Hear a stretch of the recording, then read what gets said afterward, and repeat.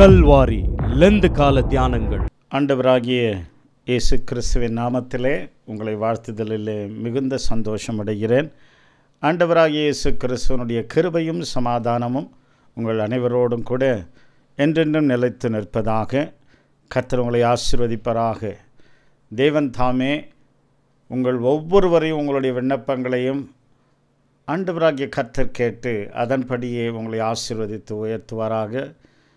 கர்த்தர் மேல் விசுவாசமாயிருங்கள். நமக்காக சிலுவையிலே அறையப்பட்ட இரத்தம் சிந்தின தன்னுடைய அவயவங்கள் ஒன்றும் பிக்கப்பட்டதான சூழ்நிலையிலே நமக்காக பரிந்து பேசப்போகிற நம்முடைய தேவனாகிய கர்த்தர் ஒருவர் நமக்கு உண்டு. அந்த தேவன்தான் இயேசு கிறிஸ்து. இவர் உண்மையுள்ள தேவன், நித்தியமுள்ள தேவன், நம்மை பரலோகத்திற்கு எடுத்துச் செல்லுகிற தேவன், நம்மை ஆசீர்வதிக்கிற தேவன், நம்மை பலப்படுத்துகிற தேவன், நம்மை வழி நடத்துகிற தேவன், நம்மை பாதுகாக்கிற தேவன். பிரியமான கர்த்தருடைய பிள்ளையே, அருமையான கர்த்தருடைய பிள்ளைகளே, தேவனுடைய சமூகத்தில் நாம் காத்திருக்கும் பொழுது தேவனாகிய கர்த்தர் நம்மை பலப்படுத்தி ஆசீர்வதித்து உயர்த்துகிற தேவனாயிருக்கிறார். ஆகவே எனக்கு அன்பானவர்களே, இந்த நாளிலே இந்த ஒரு சந்தர்ப்பத்தை கொடுத்த IMTV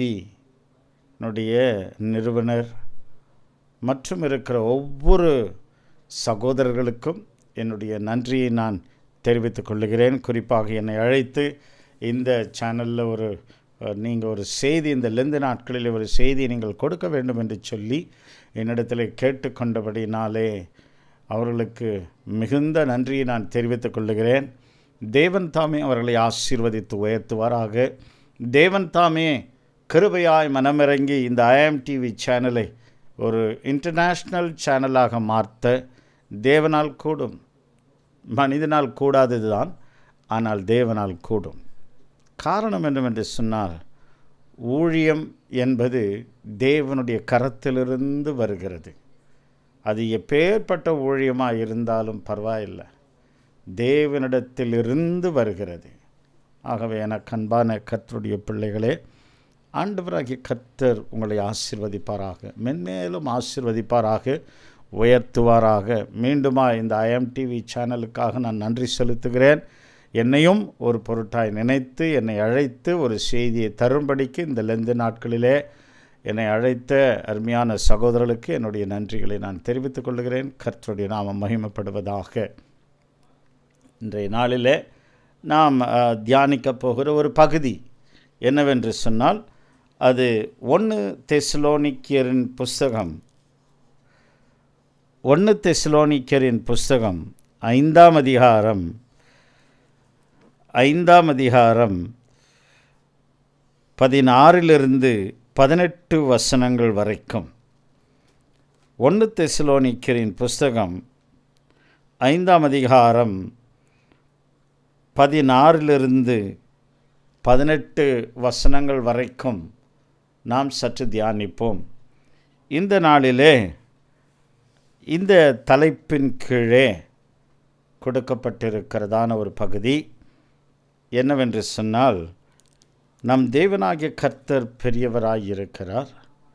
நன்றியுள்ள இருதயத்தோடு கூட ஆண்டவரை நாம் துதித்து ஸ்தோத்திரம் பண்ணி அவரை மகிமைப்படுத்தும் பொழுது தேவனாகிய கர்த்தர் தாமே நம்மை ஆசீர்வதித்து உயர்த்துகிற தேவனாயிருக்கிறார். எனக்கு அன்பான கர்த்தருடைய பிள்ளைகளே, இந்த செய்தி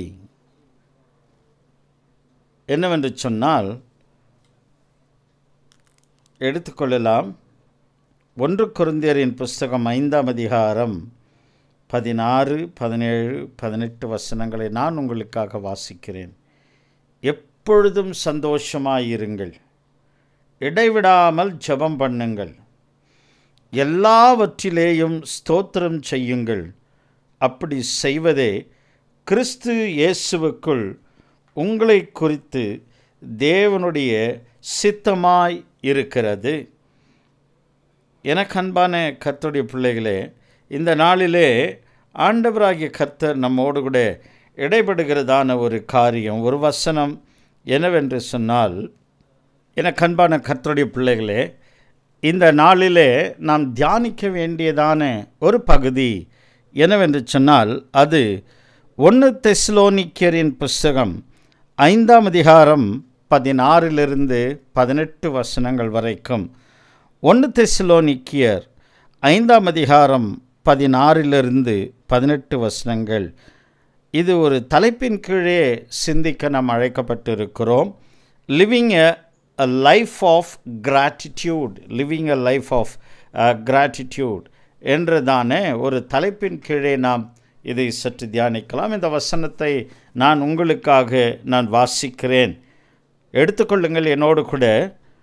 1 தெசலோனிக்கேயரின் புஸ்தகம் 5ஆம் அதிகாரம் 16 18 வசனங்கள். எப்பொழுதும் சந்தோஷமாயிருங்கள், இடைவிடாமல் ஜெபம் பண்ணுங்கள், எல்லாவற்றிலேயும் ஸ்தோத்திரம் செய்யுங்கள். அப்படி செய்வதே கிறிஸ்து இயேசுவுக்குள் உங்களை குறித்து தேவனுடைய சித்தமாயிருக்கிறது. வசனம் என்ன சொல்லுகிறது? 16 17 எப்பொழுதும் சந்தோஷமாயிருங்கள். 17வது வசனம் இடைவிடாமல் ஜெபம் பண்ணுங்கள். 18வது வசனம் எல்லாவற்றிலேயும் ஸ்தோத்திரம் செய்யுங்கள். அப்படி செய்வதே கிறிஸ்து இயேசுவுக்குள் உங்களை குறித்து தேவனுடைய சித்தமாயிருக்கிறது. ஸ்தோத்திரம் செலுத்துங்கள், எல்லாவற்றிலேயும் ஸ்தோத்திரம் செலுத்துங்கள், எல்லாவற்றிலேயும் ஆண்டவரை துதியுங்கள், ஸ்தோத்திரம் செலுத்துங்கள். அப்படி செய்வது அது தேவனுக்கு பிரியமாய் இருக்கிறது. அப்படி செய்வது தேவனுக்கு பிரியமாய் இருக்கிறது. ஆண்டவருக்கு நாம் என்ன செய்ய வேண்டும்? ஸ்தோத்திரம் செலுத்தணும். எதுக்காக ஸ்தோத்திரம் செலுத்தணும்?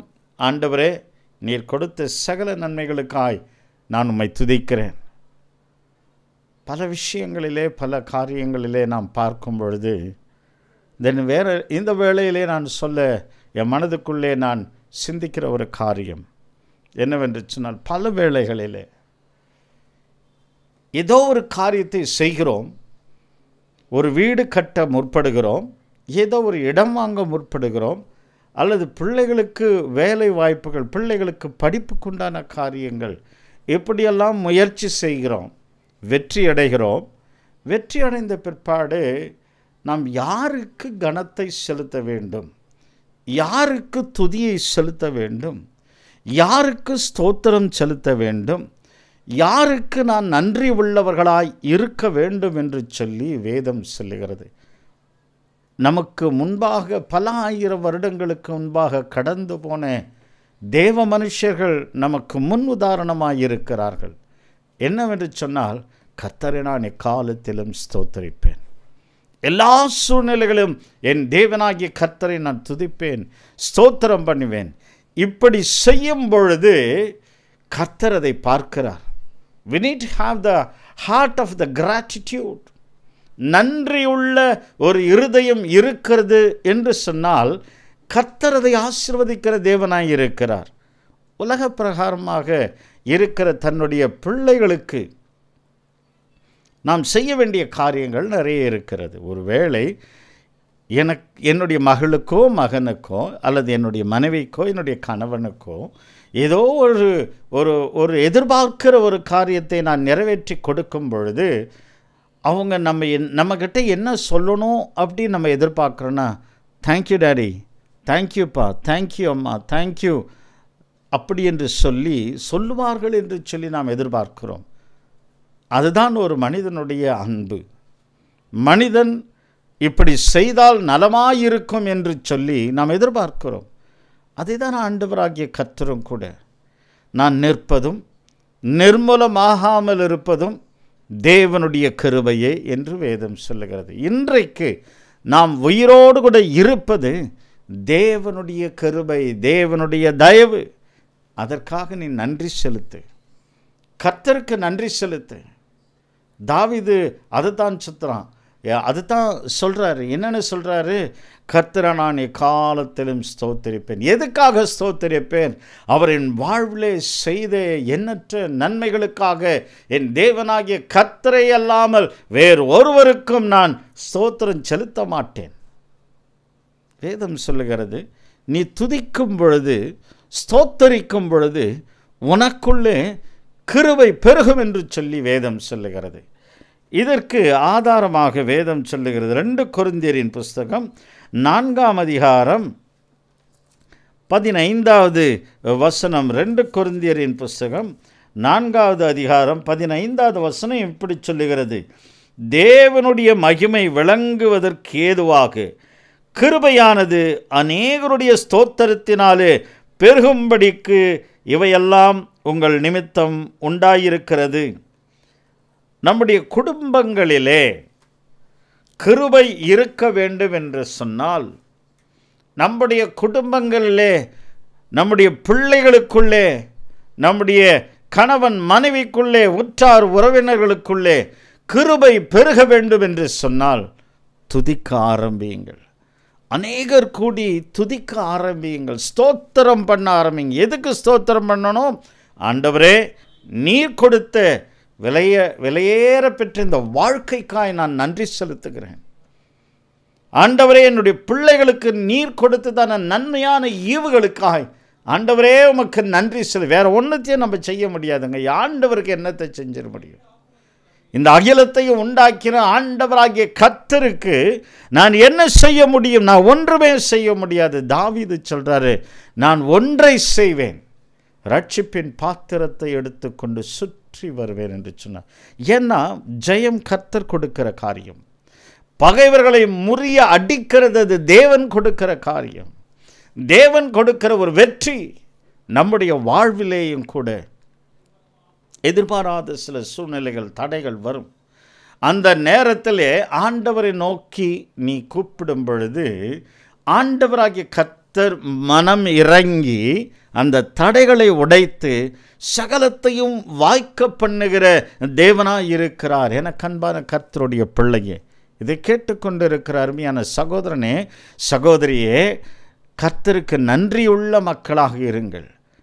நடிக்கிறவர்களை போல இருக்கக்கூடாது. நன்றி இருக்கிறவர்களை போல நடிப்பது இல்லை. ஏன் தெரியுமா?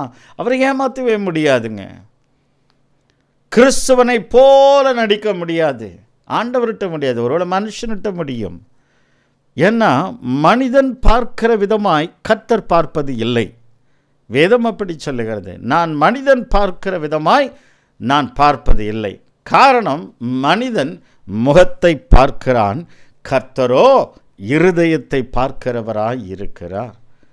மனிதனோ முகத்தை பார்க்கிறான், கர்த்தரோ இருதயத்தை பார்க்கிறார். ஆகவே ஆண்டவராகிய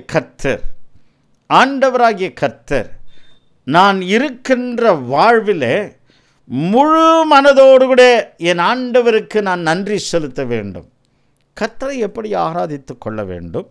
முழு இருதயத்தோடு, முழு சரீரத்தோடு, முழு பலத்தோடு கூட கர்த்தரை தொழுது கொள்ள வேண்டும் என்று வேதம் சொல்லுகிறது. அப்படின்னா நான் ஆண்டவராகிய கர்த்தருக்கு முழு இருதயத்தோடு கூட நான் கர்த்தரை தொழுது கொள்ள வேண்டும். கர்த்தருக்கு நாம் நன்றி செலுத்த வேண்டும்.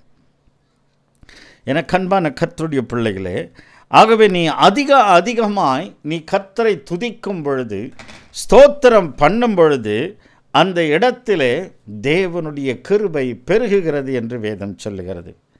ஸ்தோத்திரம் பண்ணுங்க, நன்றி செலுத்துங்க, ஆண்டவருக்கு நன்றி செலுத்திக்கிட்டே இருங்க. நம்ம குடும்பத்தில் ஒரு பிள்ளை என்னிடத்தில் வந்து, தேங்க்யூ டாடி, தேங்க்யூ அப்பா, நீங்கள் கொடுத்ததுக்கு ரொம்ப நன்றி, நீங்கள் இந்த அழகான கார் வாங்கி கொடுத்ததுக்கு தேங்க்யூ, ஒரு 2 வீலர் வாங்கி கொடுத்ததுக்கு ஒரு நன்றி, அல்லது அழகான துணிமணிகளை வாங்கி கொடுத்ததற்கு மிக நன்றி, மிக்க நன்றி சொல்லும் பொழுது தகப்பனுடைய தாயினுடைய மனது சந்தோஷம் அடைகிறது.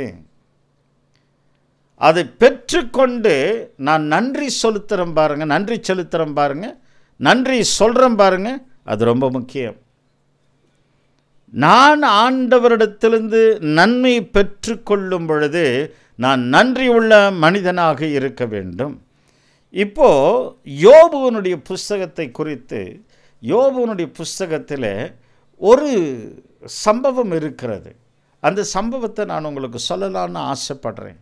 ஏன்னா யோபுவை போல ஒரு பயங்கரமான ஒரு விசுவாசி, சகலத்திலும் நன்றி செலுத்தின ஒரு மனிதனை பார்க்க முடியாது இந்த பூமியில். காரணம், தேவனுக்கு பயந்தபடினாலே அவனுக்குள்ளே விசுவாசம் ஊன்றி கட்டப்பட்டிருந்தபடியினாலே ஆண்டவராகிய கர்த்தர் தான் மெய்யான தேவன் என்பதை அவன் புரிந்து வைத்திருந்தபடியினாலே தேவனுக்கு நன்றி உள்ள ஒரு மனிதனாய் காணப்பட்டார். ஆமென், ஹல்லேலூயா. இதற்கு என்ன ஆதாரம் என்று சொன்னால், யோபுவின் புஸ்தகம் 1ஆம் அதிகாரம் 21வது வசனம் இப்படியாய் சொல்லுகிறது: நிர்வாணியாய் என் தாயின் கற்பத்திலிருந்து வந்தேன், நிர்வாணியாய் அவ்விடத்திற்கு திரும்புவேன். கர்த்தர் கொடுத்தார், கர்த்தர் எடுத்தார், கர்த்தருடைய நாமத்திற்கு ஸ்தோத்திரம் என்று சொன்னான். பவுல் அதைத்தான் சொல்லுகிறாரு.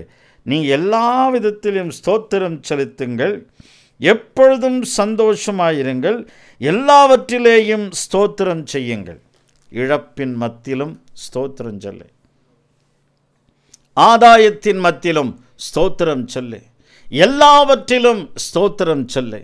கர்த்தருக்கு நன்றி உள்ள இருதயம் உள்ள ஒரு மனிதனாக மனுஷியாக நாம் வாழும் பொழுது கர்த்தர் உன் சிறையிருப்பை கர்த்தர் மாற்றி உன்னை ஆசீர்வதித்து மாறாவை போல காணப்படுகிற கசப்பான சூழ்நிலைகளை என் தேவனாகிய கர்த்தர் மதுரமாய் மாற்றித் தர அவர் வல்லமை உள்ளவராய் இருக்கிறார். ஆமென். பிரியமான கர்த்தருடைய பிள்ளையே, இந்த யோபுனுடைய சரித்திரத்தை பார்க்கும் பொழுது யோபு எப்பேற்பட்டவர் தெரியுமா? ஊத்ஸ் என்னும் தேசத்திலே யோபு என்ற ஒரு பக்தன் இருந்தான். அவனுக்கு 7000 மாடுகளும் 500 ஏர் மாடுகளும் 3000 வட்டகங்களும் 500 கழுதைகளும் ஆகிய மிருக ஜீவன்கள் இருந்தது. அவன் கிழக்கு திப்புத்திறனிலும் பெரியவனாய் காணப்பட்டான். அவனுக்கு ஏராளமான வேலைக்காரர்கள் இருந்தார்கள். இவ்வளவு சொத்து செல்வம் இருந்தாலும் அந்த யோபு என்கின்ற தாசன் தேவனுக்கு பயந்திருந்தபடினாலே தான் ஆண்டவராகிய கர்த்தர் மிகவும் அவன் மீது நேசம் பாசம் வைத்திருந்ததானே ஒரு தேவனாயிருக்கிறார். ஆண்டவருக்கு யாரெல்லாம் பிடிக்கும் அப்படின்னு சொல்லிட்டு யோசித்து பார்க்கும் பொழுது, சுயநலமற்ற ஒரு மனுஷன் யாரெல்லாம் ஆண்டவரை மிகவும் அதிகமாய் நேசிக்கிறார்களோ அவர்கள் மீது ஆண்டவராகிய கர்த்தர் ஒரு தனியாத ஒரு அன்பை அவர்கள் மீது வைத்திருக்கிறார். காரணம், எந்த விதமான எதிர்பார்ப்பும் இல்லாமல் ஒரு அன்பு அவர்கள் மீது இருக்கிறது. அதைத்தான் இந்த இடத்திலேயும் பார்க்கிறோம். யோபுவை சோதிப்பதற்காக பிசாசானவன் அனுமதியை கேட்கிறான் ஆண்டவரிடத்தில். கேட்கும் பொழுது ஆண்டவர் சொல்கிறாரு, யாரை பார்த்து எங்கே போய் சுற்றிட்டு வர? யோபுவாகிய என் தாசன் மீது நீ கவனம் வைத்தாயோ? யோபுவை சோதிப்பதற்கு நீ எத்தனித்தாயோ? அவன் எப்பேற்பட்டவன் தெரியுமா? நீ என்ன பண்ணினாலும் இந்த யோபுவை உன்னால் ஒன்றும் பண்ண முடியாது. இல்லையா, இல்லை ஆண்டவரே, நீர் அவனை நிறைய ஆசீர்வதித்திருக்கிறீர். ஏராளமான சொத்து செல்வங்களை, பிள்ளைகளை, சகல விதமான ஆசீர்வாதங்களினாலே நீர் அவனை ஆசீர்வதித்திருக்கிறேன். அதனால தான் நான் உன்னை விட்டு விலக மாட்டேங்கிறான். ஆண்டவராகிய கர்த்தர் யோபுவை பற்றி நல்லா அறிந்தவர். அப்போ ஆண்டவராகிய கர்த்தர் சொல்ற, அவனுடைய உயிரை தவிர, ஜீவனை தவிர நீ என்னன்னா பண்ணிக்கலாம் அப்படின்ற ஒரு பர்மிஷன் கொடுக்கிறார். காரணம் என்ன தெரியுமா? ஆண்டவராகிய கர்த்தரே சர்டிஃபிகேட் கொடுக்கிறார். உத்தமனும் சன்மார்க்கனும் பொல்லாப்புக்கு விலகிறனும் தேவனுக்கு பயந்தவனும் என்று வேதம் சொல்லுகிறது. ஆண்டவராகிய கர்த்தர் அப்படி சொல்லுகிறார். உத்தமனும் சன்மார்க்கனும் தேவனுக்கு பயந்தவன் என்று வேதம் சொல்லுகிறது. 4 குணாதிசயங்கள் யோபுவுக்கு உண்டு. அவன் உத்தமனாய் காணப்பட்டான், தேவனுக்கு பயந்து காணப்பட்டான், பொல்லாப்புக்கு விலகுகிறவனாய் காணப்பட்டான். அவன் தேவனை நோக்கி எப்பொழுதும் நித்தமும் உத்தமம் உள்ளவனாய் காணப்பட்டான். எனக்கு அன்பான கர்த்தருடைய பிள்ளைகளே, சன்மார்க்கனாய் காணப்பட்டான். எல்லா விதத்திலும் கர்த்தரை மகிமைப்படுத்துகிறவனாய் காணப்பட்டார். ஒருவேளை அதை நீங்கள் 2ஆம் அதிகாரம் 3ஆம் அதிகாரத்திலெல்லாம் வாசிக்கும் பொழுது அவர்கள் எல்லாம் கிரமத்தின்படியே காட்டேஜ் ப்ரேயர் மீட்டிங் வீட்டில் வைக்கிறாங்க. மூத்த பிள்ளையினுடைய வீட்டில் எல்லாரும் கூடணும். ஜெபிக்கணும், கர்த்தரை துதிக்கணும், ஆராதிக்கணும், பலி செலுத்தணும், கர்த்தரை தொழுது கொள்ள வேண்டும். இப்படி கிரமத்தின்படியே ஒவ்வொரு நாளும் ஒவ்வொருத்தருடைய வீட்டில் நடக்குது. இது எல்லாம் நடந்தும் கூட யோபுவுக்கும் உள்ளுக்குள்ள ஒரு மனசில் ஒரு வேதனை உண்டு. என்ன தெரியுமா? எப்படியாகிலும் என் மகள், என்னுடைய பிள்ளைகள் தவறு செய்து விடுவார்களோ, பரிசுத்த கொலைச்சல் ஆக்கி விடுவார்களோ என்ற ஒரு பயம் அவருக்குள்ளே காணப்பட்டது. அப்படி காணப்பட்டபடியினாலே தான் இவர் காலமே நேரப்பட வேளைகளை எழுந்திருந்து பலிபீடத்தை கட்டி அதை செப்பனிட்டு அந்த இடத்திலே பலிகளை செலுத்தி கர்த்தரை தொழுது கொள்ளுகிறதான ஒரு காரியத்தை பார்க்கிறோம். காரணம் என்னவென்று சொன்னால், இயேசுவானவர் பரிசுத்தர். கர்த்தர் பரிசுத்தரையா, கர்த்தர் பரிசுத்தர். அவர் பாவம் அறியாத சுத்த கண்ணன். அவர் பரிசுத்தமான தேவன். அவர் பாவம் அறியாத ஒரு சுத்த கண்ணன். அவர் துதிகளுக்கு பாத்திரர். என் ஆண்டவராகிய கர்த்தர் பரிசுத்தர். எனக்கு அன்பான கர்த்தருடைய பிள்ளையே, அந்த தேவன் என்றென்றும் உள்ள சதா காலங்களிலும் உயிரோடு கூட இருக்கிற தேவன். எனவே அந்த தேவனை நீ துதித்து ஸ்தோத்திரம் பண்ணும் பொழுது நன்றியுள்ள இருதயத்தோடு கூட, ஆண்டவரே என் பிள்ளைகளுக்கு வாழ்வை கொடுத்தீர் ஸ்தோத்திரம், என் மக்களுக்கு நீர் வாழ்வை கொடுத்தீர் ஸ்தோத்திரம், அதை சொல்லிக்கிட்டே இருங்க. கிருபை பெருகி கொண்டே இருக்கும். வாசிக்க கேட்ட வசனத்தின்படி 2 கொரிந்தியர் புஸ்தகம் 4ஆம் அதிகாரம் 15வது வசனத்தின்படி ஸ்தோத்திரம் செலுத்தி கொண்டே இருங்கள். அந்த இடத்துல தேவனுடைய கிருபை பெருகி கொண்டே இருக்கும். அப்படின்னா என்ன அர்த்தம்? ஆண்டவரிடத்து நன்மை பெற்று கொண்ட நாம் அவரை துதித்து கொண்டே இருக்க வேண்டும். மீண்டுமா நான் யோபுவினுடைய புஸ்தகத்துக்கு நான் வருகிறேன். 21வது வசனம் இப்படியாய் சொல்லுகிறது, நிர்வாணியாய் என் தாயின் கற்பத்தில் இருந்து வந்தேன், நிர்வாணியாய் அவ்விடத்திற்கு திரும்புவேன். கர்த்தர் கொடுத்தார், கர்த்தர் எடுத்தார், கர்த்தருடைய நாமத்திற்கு ஸ்தோத்திரம் என்றான். இதனுடைய சம்பவம் என்னவென்று சொன்னால், ஆண்டவருடைய சமூகத்தில் பிசாசானவன் போய் நிற்கும் பொழுது அந்த இடத்துல அவனுடைய சொத்துக்கள் எல்லாம் பறிமுதல் செய்யப்பட்டது, அழித்து போடப்பட்டது. பிசாசனுடைய கிரியைகளினாலே அழித்து போடப்பட்டது. எல்லாமே அழிந்து போயிற்று. பிற்பாடு ஒரு இடத்திலே கூடி அவர்கள் புசித்து கொண்டிருக்கும் பொழுது திடீரென்று ஒரு காற்று வருகிறது. அந்த கூடாரத்தை முற்றிலுமாய் அமிழ்த்து போட்டது. அப்படியே நசுங்கி போச்சு. அதிலிருந்து 7 குமாரர்களும் 3 குமாரத்திகளும் மடிந்து போகிறார்கள். அப்படி மடிந்து போகிற சூழ்நிலையில் என்ன நடக்குது? இந்த ஒரு செய்தியை யோபுவிற்கு வந்து சொல்லுகிறார்கள். அவனுடைய வேலையாட்கள் வந்து சொல்லுகிறார்கள். சொன்ன உடனே அவன் மனம் கசந்து அழுது கர்த்தரை அவன் வெறுக்கவில்லை, கர்த்தரை அவன் முறுமுறுக்கவில்லை. ஏனென்று சொன்னால் அவருக்குள்ளே, யோபுவுக்குள்ளே ஒரு ஆழ்ந்த ஒரு விசுவாசம், ஒரு ஆழ்ந்த நம்பிக்கை இந்த யோபுவுக்குள்ளே இருந்தபடியினாலே இந்த பிள்ளைகளை கொடுத்தவர் யார்? என் தேவனாகிய கர்த்தர் அல்லவா? மீண்டுமா எனக்கு பிள்ளைகளை கொடுக்க அவரால் முடியும், ஸ்தோத்திரம் என்று சொன்னார். அதனால்தான் அவர் 7 குமாரர்களும் 3 குமாரத்தைகளையும் கொடுத்தது என் ஆண்டவராகிய கர்த்தர், அல்லேலூயா ஸ்தோத்திரம் என்று சொன்னார். நான் கர்த்தரிடத்திலிருந்து நிர்வாணியாய் வந்தேன். அப்படி என்று சொன்னால் இந்த பூமியிலே நான் வரும்பொழுது, இந்த நிர்வாணி தாயின் கருவிலிருந்து நான் வெளியே வரும்பொழுது நான் நிர்வாணியாய்த்தான் வந்தேன் ஐயா, நிர்வாணியாய்த்தான் வந்தேன். ஆகவே கர்த்தர் கொடுத்தார். இந்த ஆசீர்வாதங்களை என் தேவனாகிய கர்த்தர் எனக்கு கொடுத்தார். என் வீடு வசதிகளை கர்த்தர் கொடுத்தார். ஆண்டவராகிய கர்த்தர் நல்லதொரு மனைவியை கர்த்தர் கொடுத்தார். நல்லதொரு கணவனை கர்த்தர் கொடுத்தார். நல்லதொரு வீட்டு வசதிகளை கர்த்தர் கொடுத்தார். பிள்ளைகளை கொடுத்தார். ஆகவே கொடுத்த தேவனுக்கு, என் தேவனுக்கு நான் நன்றியை செலுத்துகிறேன். ஆகவே we need to be very grateful to the Lord. We need to have the kind of a gratitude towards the Lord, what He has done to us. கர்த்தருக்கு நான் நன்றியுள்ள ஒரு இருதயம் உள்ளவர்களாய் காணப்பட வேண்டும். அதனால்தான் யோபுவால் சொல்ல முடிஞ்சது. 7 குமாரர்களும் 3 குமாரத்திகளும் மரித்து போன சூழ்நிலையிலே 7 குமாரர்களும் 3 குமாரத்திகளும் மரித்து போன சூழ்நிலையில் இதை கர்த்தர் கொடுத்தார், கர்த்தர் எடுத்தார். கர்த்தருடைய நாமத்திற்கு ஸ்தோத்திரம். இவன் துதித்தலின் மூலமாக, ஸ்தோத்திரம் பண்ணினதின் மூலமாக நடந்ததான ஒரு பெரிய அற்புதம் என்னவென்று தெரியுமா? அதே யோபுனுடைய புஸ்தகம் 42ஆம் அதிகாரத்தில் எடுத்து வாசித்து பாருங்கள்.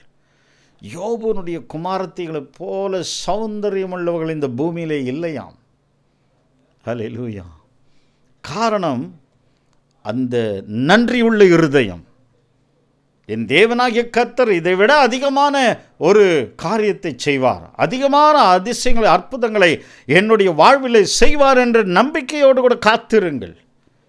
நம்பிக்கையோடு கூட நாம் காத்திருப்போம். பிரியமான கர்த்தருடைய பிள்ளையே, விசுவாசத்தோடு கூட காத்திருப்போம். கர்த்தர் நம்முடைய வாழ்விலே பெரிய காரியங்களை செய்ய அவர் வல்லமையுள்ளவர். அதுக்கு தான் நம்மளை அழைத்து இருக்கிறார். எண்ணி முடியாத அதிசயங்களையும் ஆராய்ந்து முடியாத பெரிய காரியங்களும் செய்வதற்குத்தான் என் தேவனாகிய கர்த்தர் நம்மை அழைத்திருக்கிறார். அழைத்தவர் உண்மையுள்ளவர். அவர் அப்படியே செய்வார் ஐயா, அப்படியே செய்வார். விசுவாசமாயிருங்கள், தைரியமாயிருங்கள், நம்பிக்கையாயிருங்கள். கர்த்தர் பெரிய காரியங்களை கர்த்தர் செய்வார். ஒரு நாள் ஒன்று வந்தது. யோபுவும் எப்படியே 3 குமாரத்திகளும் 7 குமாரர்களும் மரித்து போகிற சூழ்நிலை. அவருடைய விசுவாசத்தின் ஆழம், அந்த நன்றியுள்ள இருதயத்தின் ஒரு ஆழம் என்னவென்று சொன்னால், தான் கட்டின மனைவியே பார்த்து யோபுவை பார்த்து சொல்லுகிறார்கள். என்னவென்று சொல்லுகிறார்கள் தெரியுமா? குமாரத்திகள் மரித்தார்கள், சொத்து செல்வம் போயிற்றது, குமாரர்களும் மரித்து போனார்கள், நண்பர்கள் கேலி பேச ஆரம்பித்தார்கள், உச்சந்தலை முதல் உள்ளங்கால் வரை கொப்பளங்களினாலே பருக்களினாலே வாதிக்கப்பட்டார். அது மட்டும் இல்லை, அதனுடைய அந்த நமிச்சல் தாங்க முடியாதபடிக்கு, அதனுடைய உக்கிரம் தாங்க முடியாதபடிக்கு ஓட்டை எடுத்து சொரிந்து கொண்டார் என்று வேதம் சொல்லுகிறது. இப்பேற்பட்ட சூழ்நிலையிலே அவன் மனைவி யோபுவை பார்த்து சொல்லுகிறார். என்னவென்று தெரியுமா? நீ இருப்பதை விட இல்லாமல் போவது நலமாயிருக்கும் என்று சொல்லி. எடுத்து வாசிக்கிறேன் உங்களுக்காக. யோபுவின் புஸ்தகம் 2ஆம் அதிகாரம் 8 - 10 வசனங்கள். யோபுனுடைய புஸ்தகம் 2ஆம் அதிகாரம் 8 - 10. அவன் ஒரு ஓட்டை எடுத்து தன்னை சுரண்டி கொண்டு சாம்பலில் உட்கார்ந்தான். அப்பொழுது அவன் மனைவி அவனை பார்த்து, நீர் இன்னும் உம்முடைய உத்தமத்தில் உறுதியாய் நிற்கிறீரோ? தேவனை தூஷித்து ஜீவனை விடும் என்றான். அதற்கு யோபு, நீ பைத்தியக்காரி பேசுகிறது போல் பேசுகிறாய். தேவன் கையிலே நன்மை பெற்ற நாம் தீமையை பெற வேண்டாமோ என்றான். இவர்கள் எல்லாவற்றிலும் யோபு தன் உதடுகளினால் பாவம் செய்யவில்லை. என கண்பான கர்த்தருடைய பிள்ளையே, எவ்வளோ ஒரு நன்றியுள்ள இருதயம், எவ்வளோ ஒரு விசுவாசமான இருதயம், எவ்வளவோ ஒரு பரிசுத்தமான வாழ்வு, எந்த அளவுக்கு ஒரு கிருபை பொருந்திய வாழ்வு. நாம் யோபிலிருந்து இப்படியாய் நாம் விசுவாசத்தையும் ஸ்தோத்திரம் செய்ய வேண்டும் என்கின்றத நன்றியுள்ள இருதயத்தை நாம் கற்றுக்கொள்ள வேண்டும். எப்படி கற்றுக்கொள்ள வேண்டும்? நமக்கு ஆண்டவராகிய கர்த்தர் நமக்கு 7 குமாரர்களை 3 குமாரத்திகளை கர்த்தர் கொடுத்தார். 7000 மாடுகள், 3000 ஒட்டகங்கள், 500 கழுதைகளை, 500 ஏர் மாடுகளை கர்த்தர் கொடுத்தார். சொத்து, செல்வம், செல்வாக்கு, மக்களுடைய செல்வாக்கு, வேலைக்காரர்கள் மதிக்கக்கூடிய ஒரு அந்தஸ்தை கர்த்தர் கொடுத்தார். கர்த்தர் கொடுக்கவில்லை என்று சொன்னால் ஒருபோதும் ஒருவனும் ஆசீர்வாதமாய் இந்த பூமியிலே இருக்க முடியாது. நன்றாய் புரிந்து கொள்ள வேண்டும். ஊழியத்திலேயும் கூட கர்த்தரால் ஒரு ஆத்துமா கொடுக்கப்படுகிறது என்று சொன்னால் அந்த ஊழியம் கர்த்தருடைய ஊழியம். என்னுடைய சுய பலத்தினாலோ, புஜபல பராக்கிரமத்தினாலோ, வைத்திருக்கிற சொத்துக்களினாலோ, செல்வங்களினாலோ, ஞானத்தினாலோ, புத்தினாலோ, அறிவினாலோ ஒரு ஆத்துமாவையும் உன்னால் ஆதாயப்படுத்தி கொள்ள முடியாது. காரணம், இந்த வேதம் கர்த்தருடையது. இந்த ஊழியம் கர்த்தருடையது. நாம் சாப்பிடுகிற சாப்பாடு கர்த்தருடையது. அவர் கொடுத்தார். அவருடைய ஊழியம், அவருடைய வசனம், அவருடைய சத்தியம், அதை நாம் செய்து கொண்டிருக்கிறோம். அதற்காக நாம் உழைத்து கொண்டிருக்கிறோம். அதன் மூலமாய் பிழைத்து கொண்டிருக்கிறோம். எனவே அனைத்தும் கர்த்தருடையது. இதற்கு நாம் நன்றி உள்ளவர்களாய் இருக்க வேண்டும். நன்றி உள்ளவர்களாய் இருக்க வேண்டும். இதை சொல்லும்போது எனக்கு ஒரு காரியம் ஞாபகத்துக்கு வருகிறது. ஆண்டவராகிய கர்த்தர் ஆதாம் மீறுதலினாலே பாவம் செய்து விட்ட பிற்பாடு அவனை அப்படியே விட்டுவிடவில்லை, அல்லது வேற ஒரு ஆதாமை உருவாக்கவில்லை, பரிசுத்த கூட்டத்தை உருவாக்கவில்லை. அதற்கு மாறாக மன்னித்து, ஆனாலும் ஒரு கஷ்டத்தை கொடுத்து இவன் வாழ வேண்டும் என்று சொல்லி நினைத்து அவனை வாழ வைத்தார் கர்த்தர். அதனால தான் பிள்ளைகள் பிறக்கும் பொழுது கர்த்தருக்கு ஸ்தோத்திரம் செலுத்துகிறோம், கர்த்தருக்கு துதியை செலுத்துகிறோம். ஒரு சில வேளைகளிலே தான் செய்த பாவங்களை நினைத்து அறிக்கையிட்டு தேவனுடைய சமூகத்திலே, ஆண்டவரே, இந்த உலகத்திலே நான் பாவம் செய்தேன், பாவம் செய்து தேவனுடைய அந்த சாயலை மகிமை இழந்து போய் நிற்கிறேன், மீண்டுமா எனக்கு அந்த சாயலை கொடுப்பீராக என்று சொல்லும் பொழுது தேவன் அவருடைய வல்லமையினாலே ஒரு அபிஷேகத்தை கொடுத்து அந்த விலையேற பெற்ற அந்த ரட்சிப்பை கொடுத்து ஆசீர்வதித்து அவருடைய இரத்தத்தினாலே கழுவி எனக்கு வெண்வஸ்திரத்தை போட்டு அதற்காக என்னை பலப்படுத்தி காத்து வழி நடத்துகிற தேவனாகிய கர்த்தருக்கு ஸ்தோத்திரம் செலுத்து. நன்றியுள்ள மனிதனாய் இந்த பூமியிலே உலாவ வேண்டும் என்பது தேவனுடைய சித்தமாய் காணப்படுகிறது. எனக்கு அன்பான கர்த்தருடைய பிள்ளை, இந்த லெந்து நாட்களிலே ஒரு காரியத்தை நாம் செய்ய வேண்டியவர்களாக இருக்கிறோம். Self analysis. We need to analyze ourselves whether we are in a thankful way to the Lord, whether we do the thankful activities in this world, whether we are very much thankful to the Lord. ஆண்டவரிடத்திலிருந்து பலவிதமான காரியங்களை பெற்றுக்கொண்டோம், பலவிதமான நன்மைகளை பெற்றுக்கொண்டோம். அதற்கு நான் நன்றியுள்ள இருதயம் உள்ளவர்களாய் காணப்படுகிறோமா என்று சற்று சிந்தித்து நம்மை நாமே சீர்தூக்கி பார்க்க வேண்டும். தாவீது அதைத்தான் சொல்லுகிறார். ஆண்டவரே, என்னிடத்தில் வேதனைகள் உண்டாக்கும் வழி ஏதாகிலும் இருக்கும் என்று சொன்னால் அதை செய்யும்படிக்கு நீர் எனக்கு போதித்தருளும் என்று சொல்லுகிறார். வேதனைகள் உண்டாக்கும் வழி என்னிடத்தில் உண்டோ?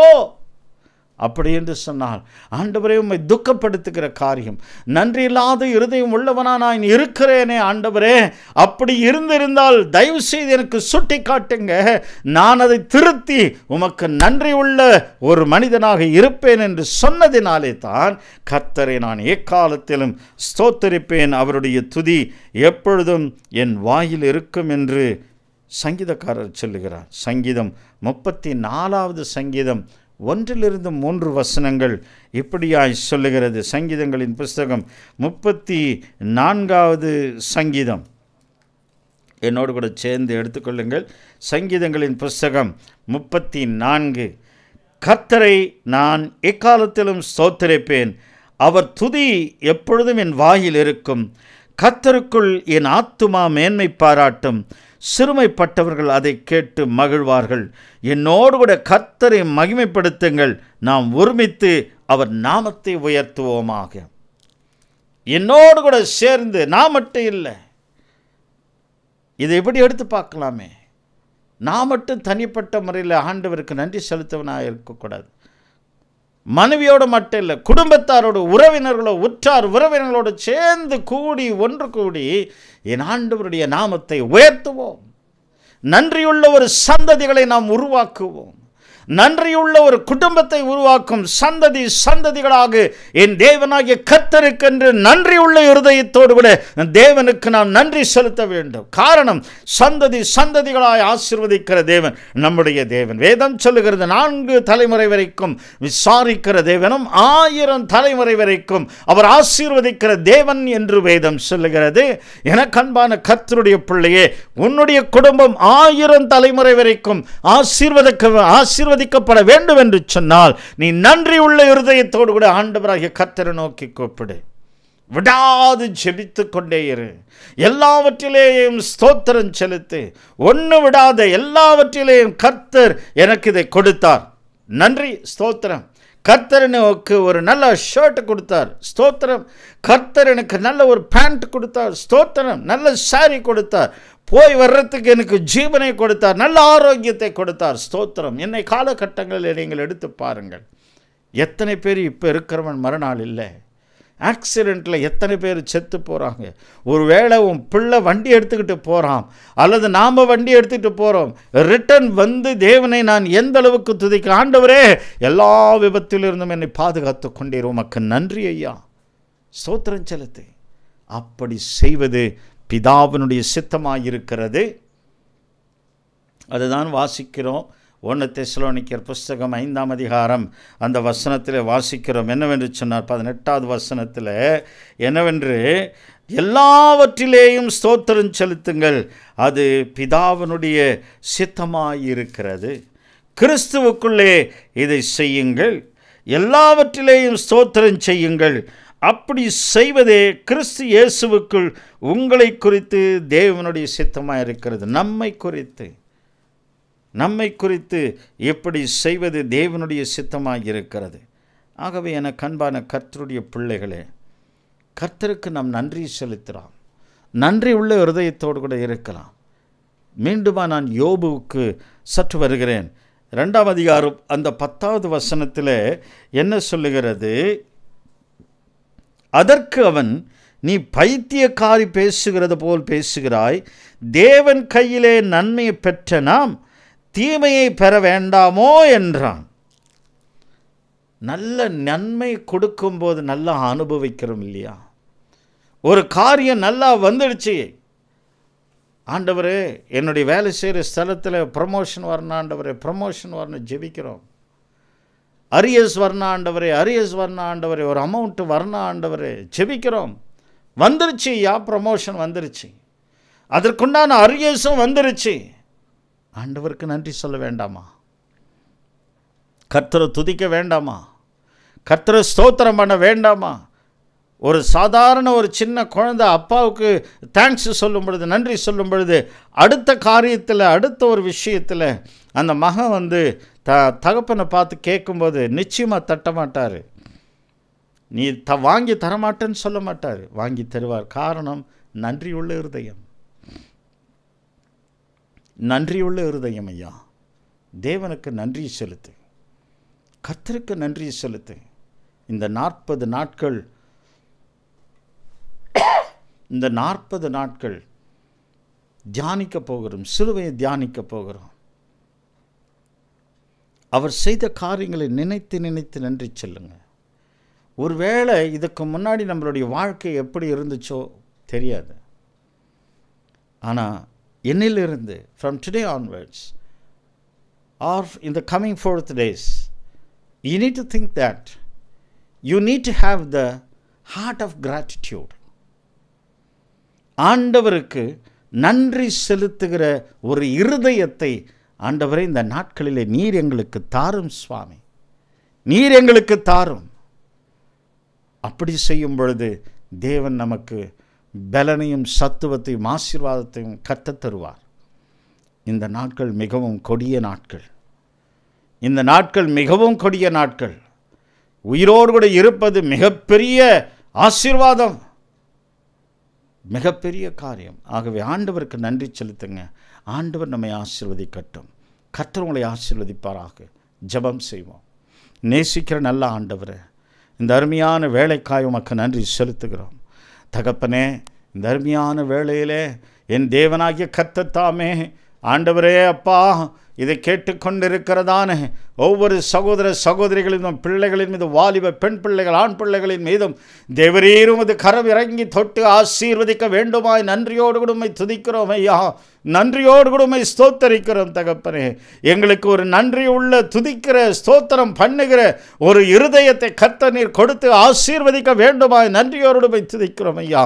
நாங்கள் எல்லாவற்றிலும் கர்த்தரை துதிக்கவும், எல்லாவற்றிலும் கர்த்தரை மேன்மைப்படுத்தவும், எல்லாவற்றிலும் தன்னை முன்படுத்த துக்கப்படுத்தாதபடிக்கு கர்த்தருக்கு முன்னுரிமை கொடுத்து அவரை துதித்து அவரை ஸ்தோத்திரம் பண்ணும் பொழுது எங்களுடைய குடும்பத்திலே ஒரு பெரிய ஆசீர்வாதம் பொங்கி இருக்குமே, ஒரு பெரிய வழிநடத்துதல் எங்களுடைய குடும்பங்களிலே இருக்குமே, கட்டுகள் அறுக்கப்படுமே, சாபங்கள் முறிக்கப்படுமே ஆண்டவரே, எல்லா நுகத்தடிகளும் ஆண்டவரே உடைக்கப்படுமே. சுவாமி தயவாய் மனமிறங்குங்க அப்பா, தயவாய் மனமிறங்கி நீர் எங்களை ஆசீர்வதித்து நீர் எங்களை பலப்படுத்தி நீர் எங்களை காத்து வழிநடத்தி அருள வேண்டுமா ஜெபிக்கிறோம்.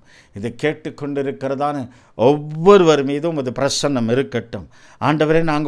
நாங்கள் எங்களை அனலைஸ் பண்ணி பார்த்து எங்களை சீர்தூக்கி பார்த்து அப்பா நாங்கள் செய்த பாவங்கள், குற்றங்கள், அக்கிரமங்கள், அநியாயங்கள் எல்லாம் மன்னித்து உமது கல்வாரியின் இரத்தத்தினாலே நீர் எங்களை கழுவி எங்களை நன்றியுள்ள இருதயமுள்ள ஒரு பாத்திரமாக எங்களை வணைந்து கொள்ளுங்க. நாங்கள் எப்பொழுதுமே உம்மை துதிக்கவும் எப்பொழுதுமே உம்மை ஸ்தோத்திரிக்கும் எல்லாவற்றிலும் ஸ்தோத்திரம் செலுத்தி உம்மை மகிமைப்படுத்த கிறிஸ்துவானவர் நீர் எங்களிலே மகிமைப்பட கர்த்தர் கிருபை தந்தரள வேண்டுமாய் நன்றியோருடன் ஸ்தோத்திரிக்கிறோம், துதிக்கிறோம். இந்த சேனலை உமது கரத்திலே ஒப்பு கொடுக்கிறோம். 1000 கோடி மடங்கு இவர்கள் ஆசீர்வாதமாய் இருக்கட்டும். உமது நாமத்தினாலே இவர்கள் ஆசீர்வாதமாய் இருக்கட்டும். ஆண்டவரே, இந்த சேனலை கர்த்தர் நீர் ஆசீர்வதியும். தேசங்களுக்கு இந்த சேனலை கொண்டு போவீராக. இயேசு கிறிஸ்துவின் வல்லமையுள்ள நாமம் இந்த சேனல் மூலமாக மகிமைப்பட்டு உயர்த்தப்படுவதாக. இதை நடத்துகிறதானே, சிரமப்பட்டு எடுக்கிறதானே ஆண்டவரே, இதை நிர்வகிக்கிறதானே ஒவ்வொரு சகோதரர்களையும் இது கருத்திலே ஒப்பு கொடுக்கிறேன். கர்த்தர் அபரிவிதமாய் ஆசீர்வதிப்பீராக. தேவனுடைய நாமம் அவர்களுக்குள்ளே மகிமைப்படும்படியான ஒரு பெரிய பாக்கியத்தை கர்த்தர் தருவீராக. ஆசீர்வதியும், காத்துக்கொள்ளும், வழிநடத்தும், பலப்படுத்தும். இயேசு கிறிஸ்துவின் வல்லமையுள்ள நாமம் மகிமைப்படும்படிக்கு இதை கேட்டுக்கொண்டிருக்கிற ஒவ்வொரு மீதும் அது பிரசன்னம் கடந்து போகட்டும். தேவைகள் சந்திக்கப்படட்டும். இயேசுப்பாவின் நாமத்தில் பிதாவே, ஆமென், ஆமென். என் ஆத்துமாவே கர்த்தரை ஸ்தோத்திரி, என் முழு உள்ளமே பரிசுத்த நாமத்தை ஸ்தோத்திரி. என் ஆத்துமாவே கர்த்தரை ஸ்தோத்திரி, கர்த்தர் செய்த சகல உபகாரங்களையும் மறவாதே. ஆமென். நமது ஆண்டவராகிய இயேசு கிறிஸ்துவனுடைய கிருபையும் பிதாவாகிய தேவனுடைய அன்பும் பரிசுத்த ஆவியானவருடைய வழிநடத்துதலும் ஆசீர்வாதமும் சமாதானமும் இன்றுமென்றும் சதா நாட்களிலும், குறிப்பாக இந்த செய்தியை கேட்ட ஒவ்வொரு சகோதர சகோதரிகளிலேயும் கூட, அவருடைய குடும்பங்களிலேயும் கூட, அவருடைய வழிநடத்துதலும் மேலான ஆசீர்வாதமும் இந்த லெந்து நாட்களிலேயும் இன்றுமென்றும் சதா நாட்களிலும் நிலைத்திருப்பதாக. ஆமென், ஆமென். God bless you, my dear brothers and sisters. God bless you. கர்த்தர் உங்களை ஆசீர்வதிப்பாராக. இந்த கல்வாரியின் ஆசீர்வாத ஊழியத்தின் சார்பாகவும் அப்போஸ்தல திருச்சபையின் சார்பாகவும் உங்களை நான் ஆசீர்வதிக்கிறேன். கர்த்தர் உங்களை ஆசீர்வதிப்பாராக. ஆமென், ஆமென். God bless you. God bless you.